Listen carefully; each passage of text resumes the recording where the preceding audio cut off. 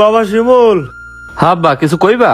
হ বাবা, আমার ওষুধ শেষ হয়ে গেছে, আসার সময় ওষুধ গুলো নিয়ে এসো। ঠিক আছে আব্বা, নিয়া মনে। বাবা, রোহান, সোনা পাখি। এই শোনো, বাচ্চার দুধ শেষ হয়ে গেছে, আসার সময় দুধ নিয়ে আসবা। গাড়িটা 3টা দিন ধরে নষ্ট, কোন ইনকাম নাই। আচ্ছা ঠিক আছে, নিয়া মনে।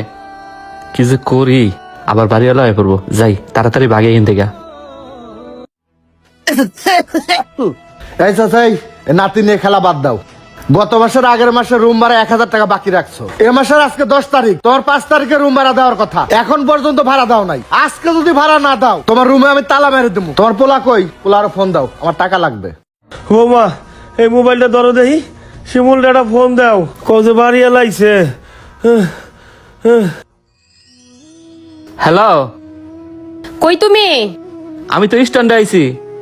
ওই যে বাড়ি হেলা ভাই আইছে রুম ভাড়া লেগিয়া, কইছে রুম ভাড়া না দিলে ঘর তালা মারবো। এখন কি করবো কও?